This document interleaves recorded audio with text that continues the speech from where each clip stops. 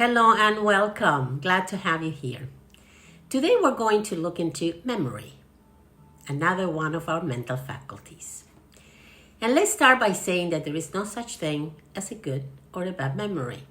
It's only trained or untrained memory. It's not about whether you and I were born with a good memory or not. It's about whether we've learned how to use it and how to strengthen it.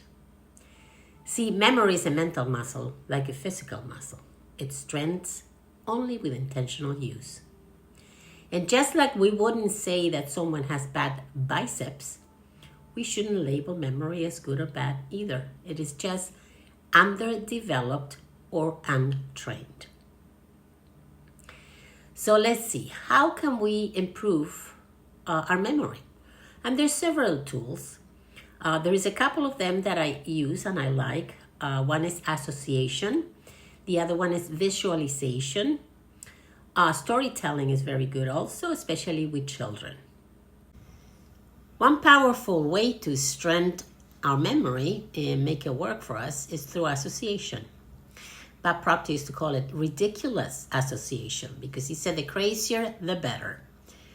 When we attach new information to what we already know, or we turn it into a picture, or a story, or a feeling, it sticks. This is a secret behind memory champions, Greek philosophers, even children. Have you noticed how children remember every character in their favorite show, but not their homework? I'm going to tell you a quick story of how I use association to remember names. For me, that's a big one. I had two clients that were sisters, used to come see me together. Her names were Carol and Michelle. And I used to get the names mixed up to a point that I said to myself, I need to do something because it's embarrassing. And without even knowing back then, I used this association. Carol had white hair. Michelle didn't. So in my head, I matched Carol with Cloud. Cloud is white. So Carol equals Cloud equals white hair. So Carol is the lady with the cloud instead of hair. And it's funny, but it worked because from that moment on, I never got their names mixed. Another way is visualization. I use that a lot when I have to go to the grocery store just to get a few things. I don't write them down on a little sticky note because a lot of the times I leave them in the counter at the house. So what I do is I make a mental list of what I need. I count how many things they are, but I try to put them in my head in order. If you close your eyes, you can kind of visualize the aisles on your grocery shopping, and you put them in that order. You'd be surprised how good that works, and especially how good it is for strengthening your memory. Now, another thing that I want to touch into today is that sometimes lack of memory has a lot less to do with the ability to remember and a lot more to do with overload. See, it's not that your memory is failing, it's filtering. Because most cases when we say that I have a bad memory, what we really mean is my brain is overloaded. If you think about it, our minds are constantly bombarded with information. Text messages, emails, social media, family responsibilities, work tasks, things to buy, things to do, not to mention the things we forget to buy and to do. And at some point, your brain can't take it anymore. And it says, you know what, enough. I am going to keep only what seems most important. And I'm going to let the rest go. This is your brain's filtering system doing its job. It's not a memory problem. See, your brain is a prioritizing machine. Your brain, especially the reticular activating system, remember the RAS, we saw it in another episode, works like the algorithm of your mind and is going to filter what gets through. If something doesn't seem emotionally significant or new or urgent, it's likely to get filtered out. So if you're juggling too much, Your brain has to weed things out by importance. And that is why sometimes we remember our friend's drama from the night before, but we forget where we put our keys this morning. Isn't that true? See, that is because one had an emotional weight attached to it, the other one didn't. Mental clutter drains your memory. It's like trying to plant a flower in a garden that is full of weeds. If your mental garden is overgrown with to-dos, worries, random noise, there is no space for new memories to take root. It's not going to happen. So the question isn't always, why can't I remember? We should actually rather ask, what am I carrying that my brain is prioritizing instead? See, we often think that productivity is about doing more. Got to check more boxes. We got to multitask, hustle. But the truth is, the more clutter your mind is, the less productive you become.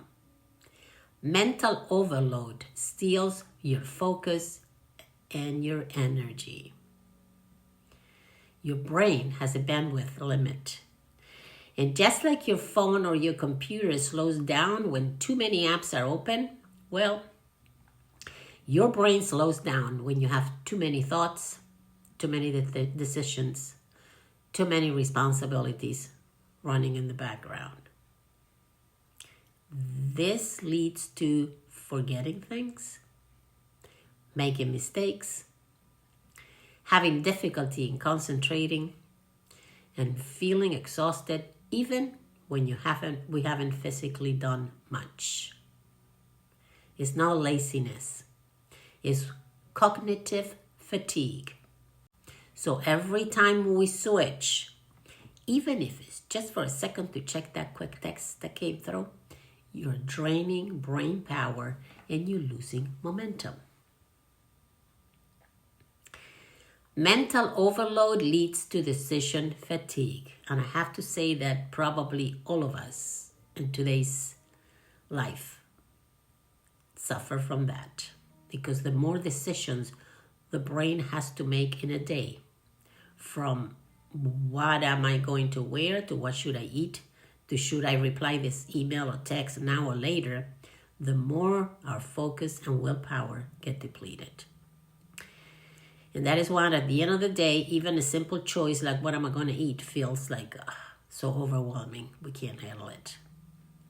Now, how do we clear that mental clutter so we can boost productivity? Well, there are also several things that we can do. But there is one called do a brain dump. And that is write down everything on your mind, whether it's your tasks, your worries, your reminders. Get it out of your head and onto a piece of paper. You'll be surprised how this immediately frees up mental energy. The other one is set priorities. Instead of trying to tackle 10 things at once, choose 1 to 3 for the day. Your brain loves clarity and it hates chaos. Create what I call mental parking lots. Use little notes, voice memo, or apps to park ideas that aren't urgent. So your brain doesn't feel the need to hold onto everything at once. And one that is very, very useful is to pause and breathe. You'll be surprised what taking a 1-minute break every hour or 2 or whenever you can empowers your brain. And as a final thought, an overloaded brain cannot think clearly, cannot remember well, and cannot work efficiently. Productivity isn't about how much you do. It's about how well you use your mental space. So if you're feeling forgetful or behind, don't add more to your to-do list. Start by clearing some space in your mind. And finally, I want to touch into future memory. I love this one. See, to remember is to look back and recall. To pre-member is to look forward and emotionally embody as if it's already happened. We access the same mental process, vivid image, emotion, sensory details, but instead of replaying something from the past, we are rehearsing the future. And we can combine imagination, another one of our mental faculties, with memory to mentally and emotionally rehearse a future experience as if it already happened. This sends such a powerful message to the subconscious mind and even the body to align with that experience. Bob Proctor used to say, if you can see it in your mind, you can hold it in your hand. Have you ever watched the movie Back to the Future? You know, the one with Marty travels through time to fix the present by adjusting the past, or to prevent a disaster in the future? See, the future isn't fixed, it's shaped by how we think, how we act, and how we respond now. The future isn't something we go to, it's something we come from. So instead of trying to get to a better future, we become the version of ourselves that aligns with that future. And just like Marty sees a glimpse of what could be, we can use visualization, intention, and decision making to pre-member our desired future and then come back and live from it. When we say the future is something we come from, we are living from our vision, not toward it. We are tapping into a powerful shift in consciousness, and this is how we begin to rewire our brain. Our brain isn't fixed, it's constantly shaped by our thoughts, emotions, and experiences. This is a concept known as neuroplasticity, part of neuroscience. So whether you're healing, creating, or transforming, imagine your future self already living it and remember it as if it already happened. Memory is a lot more than a storage system or a file cabinet. It's a creative tool. We can train it through association and visualization to better remember what matters. We can declutter our minds to give memory space to work better. And we can even use it to pre-member the future we want to create. When used with intention, memory becomes a bridge between our past, our clarity in the present, and our vision for what's to come. I am Grace Bosco. I want to thank you again for being here and for listening. And next week, we're going to talk about reason, the mental power to think on purpose. You're going to love it. Until then, strengthen that memory, declutter, or pre-remember. You can do one or you can do the three. It's up to you. We'll talk soon.